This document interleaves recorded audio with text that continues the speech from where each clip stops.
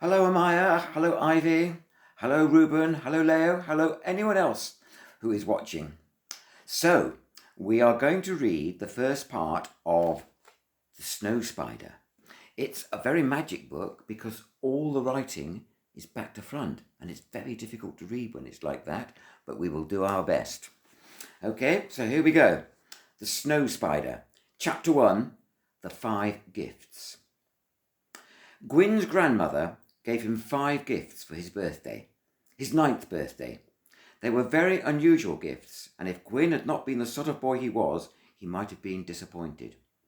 "Happy birthday," said his grandmother, turning her basket upside down.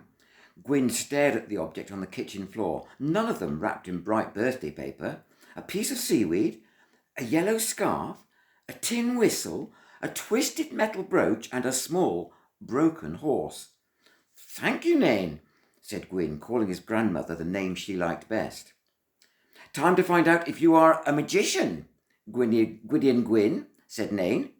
"A magician?" Gwyn inquired. "Time to remember your ancestors. Math, Lord of Gwynedd, Gwydion, and Gilfaethwy." "Who?" "The magicians, boy. They lived here in these mountains maybe 1,000 years ago, and they could do anything they wanted. Turn men into eagles and soldiers into dust. They could make dreams come true, and so perhaps could you." On special occasions, Nain often said peculiar things. Gwyn could not think of a reply. "There's been an ache in this house since your sister went," said Nain. "The ache of emptiness. You need help. If you have inherited the power of Gwydion, you can use it to get your heart's desire."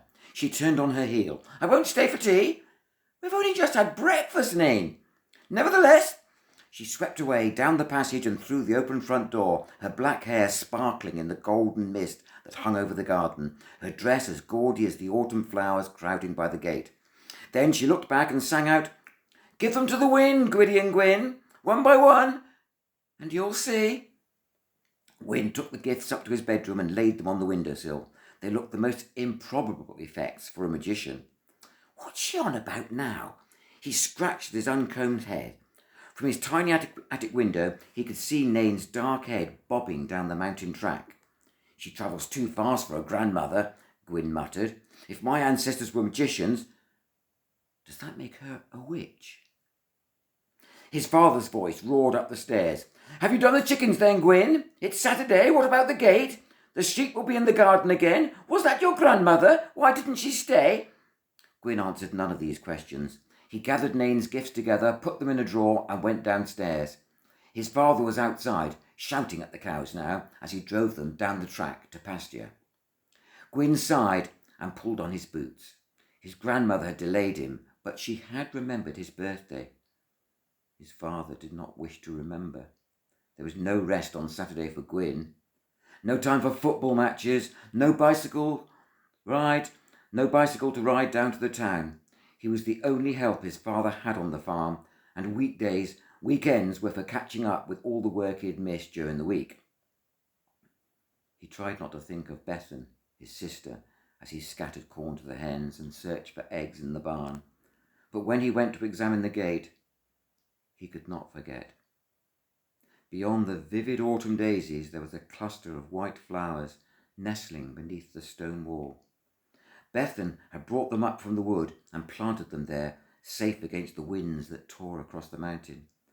Perhaps, even then, she had known that one day she would be gone and wanted to leave something for them to remember her by. "Gwyn, I've something for you." His mother was leaning out of the kitchen window. "I have to do the gate. Dad says so." "Do it later. It's your birthday, Gwyn. Come and see what I've got for you." Gwyn dropped his toolbox and ran inside. "I've only just wrapped it up," his mother apologised. "Did Nain bring you anything?" "Yes, I thought everyone else had forgotten." "Of course not. I was so busy last night I couldn't find the paper. Here you are." His mother held out something very small wrapped in shiny green paper.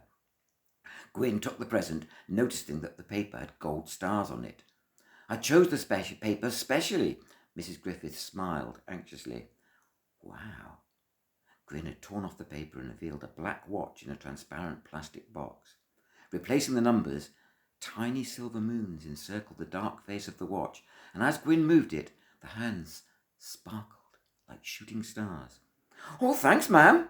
Gwyn closed the box, clasped the box to his chest, and flung his free arm round his mother's neck. "It's from us both, Gwyn. Your dad and me." "Yes, ma'am," Gwyn said, though he knew his mother had not spoken the truth. His father did not give him gifts. "I knew you'd like it. You're always looking at the stars, you are, you funny boy. Take care of it now." "Of course I will. It's more the sort of present for a magician. Nain gave me such strange things." His mother drew away from him. "What things? What do you mean, a magician? Has Nain been spouting nonsense again?" "Come and see." Gwyn led his mother up to the attic and opened the top drawer. "There." He pointed to Nain's gifts.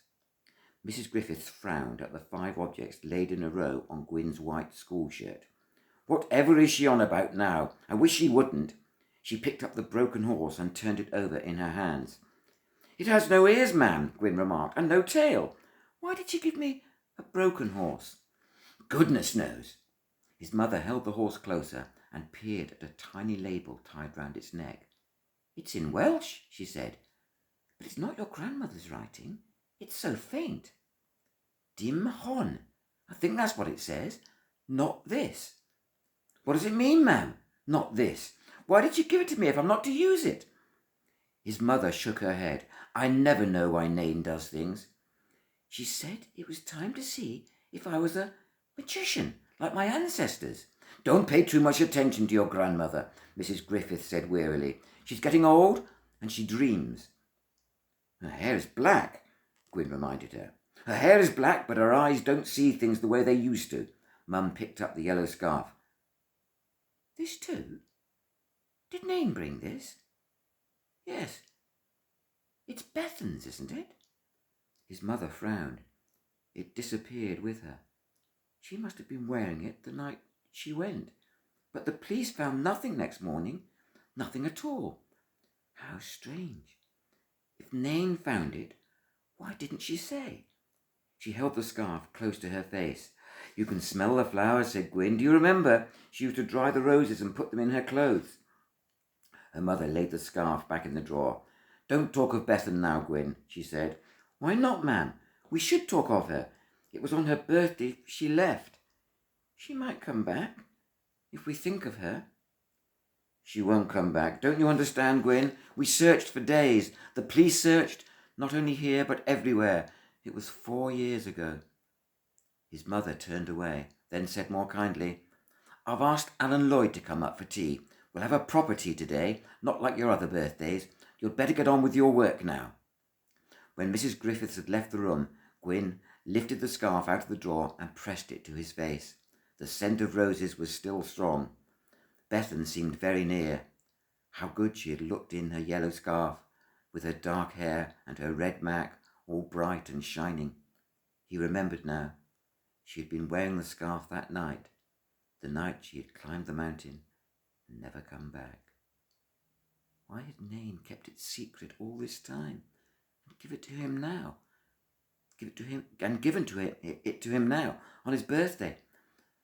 "If Bethan left her scarf," Gwyn exclaimed aloud, "maybe she meant to come back." He laid the scarf over the broken horse, the seaweed, the whistle, and the brooch, and gently closed the drawer. He was humming cheerfully to himself when he went out into the garden again. Well, we'll end it there, but there's more to come, so just hang on. Let's close it there for now.